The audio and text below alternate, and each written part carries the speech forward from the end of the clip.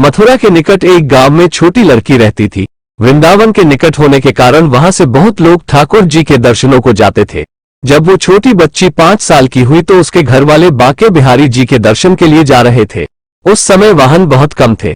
उनको दर्शन को जाते देख उस छोटी लड़की ने कहा, पिताजी मुझे भी अपने साथ ठाकुर जी के दर्शनों के लिए ले चलो।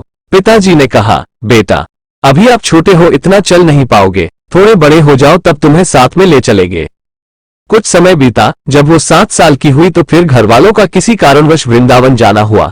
फिर उस बच्ची ने कहा, पिताजी अब मुझे भी साथ ले चलो ठाकुर जी के दर्शनों के लिए। लेकिन किसी कारणवश वो उसको न ले जा सके। बच्ची के मन में ठाकुर जी के प्रति बहुत प्रगाढ़ प्रेम था। वो बस उनका मन से चिंतन करती रहती थी और दुखी भी होती थी कि ठाकुर जी के दर्शनों को न जा सकी। आज तक गांव में उसके सभी सहपाठी प्रभु जी के दर्शन कर चुके थे। जब वो सब ठाकुर जी के मंदिर और उनके रूप का वर्णन करते तो इस बच्ची के मन में दर्शन की ललक और भी बढ़ जाती। समय अपने पंख लगा के बढ़ता गया। कई अवसर मिले जाने के पर शायद उसके भाग्य में ठाकुर जी के दर्शन नहीं लिखे थे। जब वो 17 साल की हुई तो उसके पिताजी को उसके विवाह की चिंता हो गई। उसका विवाह तय हो गया। संयोग कहो या उसका ठाकुर जी के प्रति प्रेम, उसका विवाह वृंदावन के सबसे पास वाले गांव में हो गया। वो लड़की बहुत प्रसन्न थी कि अब तो उसको भी ठाकुर जी के दर्शन होंगे। जब विवाह संपन्न हुआ तो वह अपने ससुराल गई। फिर रस्म निभाने के लिए वापस अपने घर आई। 1-2 दिन बाद वो और उसके पति जब वापस अपने घर जा रहे तो बीच में यमुना नदी पर उसके पति बोले, तुम कुछ देर इधर बैठो, मैं यमुना में स्नान करके आता हूँ। उस लड़की का चिंतन अब ठाकुर जी की तरफ चला गया और सोचने लगी कि कब ठाकुर जी के दर्शन होंगे। उस लड़की ने लंबा घूंघट निकाल रखा है क्योंकि गांव है, ससुराल है, और वहीं बैठ गई। फिर वो मन ही मन विचार करने लगी, देखो ठाकुर जी की कितनी कृपा है। उन्हें मैंने बचपन से भजा और दर्शन के लिए लालायित थी। उनकी कृपा से अब मेरा विवाह श्रीधाम वृंदावन में ही हो गया। मैं इतने सालों से ठाकुर जी को मानती हूं पर अब तक उनसे कोई भी रिश्ता नहीं जोड़ा। फिर सोचने लगी, ठाकुर जी की उम्र क्या हो सकती है।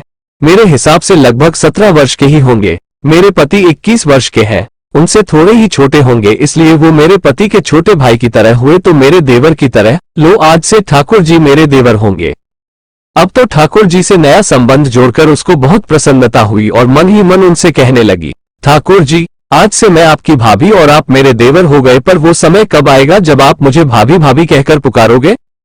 जब वो किशोरी ये सब सोच ही रही थी तभी एक किशोरावस्था का सांवला सा लड़का उधर आ गया और कहने लगा, भाभी भाभी। लड़की अचानक अपने भाव से बाहर आई और सोचने लगी, वृंदावन में तो मैं नई हूँ, ये भाभी कहकर कौन बुला रहा है।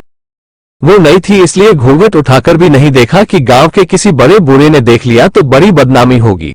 जब वो बालक बार बार कहता पर वो उत्तर ही न देती। बालक उसके और पास आया और कहा, भाभी नेक अपना चेहरा तो दिखाए दे। अब वो सोचने लगी, अरे ये बालक तो बहुत जिद कर रहा है, इसलिए उसने और कस के अपना घूंघट पकड़कर बैठ गई कि कहीं घूंघट उठाकर देख न ले। भाभी आपने ये पर्दा क्यों कर रखा है, हम तो आपके देवर हैं।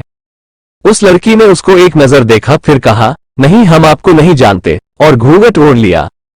नहीं नहीं हम आपको जानते हैं, आप उस गांव के हो न, बस कुछ ही दूर में हमारा घर है। भाभी अपना चेहरा तो दिखाओ। जब कह दिया न हम आपको नहीं जानते, इनको पता चल गया तो बहुत मार पड़ेगी। भाभी आप तो नाराज हो रही हो, देखो हम आपके इतने प्यारे देवर हैं, आपसे मिलने के लिए इतनी दूर तक आ गए और आप हो की बात भी नहीं कर रहे हो। क्यों आप हमसे मिलना नहीं चाहते थे। और इतना कहते ही उस लड़के ने घूंघट खींच लिया और चेहरा देखा और भाग गया। थोड़ी देर में उसका पति भी आ गया। उसने अपने पति को सब बात कही। पति बोला, चिंता मत करो, वृंदावन बहुत बड़ा थोड़े ही है, कभी भी किसी गली में लड़का मिल गया तो हड्डी पसली एक कर दूंगा, फिर कभी भी ऐसा नहीं कर सकेगा। तुम्हें जब भी और जहां भी दिखे मुझे जरूर बताना। फिर दोनों घर चले गए। कुछ दिन बाद उसकी सासू माँ ने अपने बेटे से कहा, बेटा देख तेरा विवाह हो गया, अब बहू मायके से भी आ गई, पर तुम दोनों अभी तक बांके बिहारी जी के दर्शन के लिए नहीं गए। कल तुम जाकर बहू को ठाकुर जी के दर्शन कराकर लाना। अगले दिन दोनों पति और पत्नी ठाकुर जी के दर्शन के लिए मंदिर जाते हैं। मंदिर में बहुत भीड़ थी। लड़का कहने लगा, देखो तुम स्त्रियों के साथ आगे जाकर दर्शन करो, मैं आता हूँ।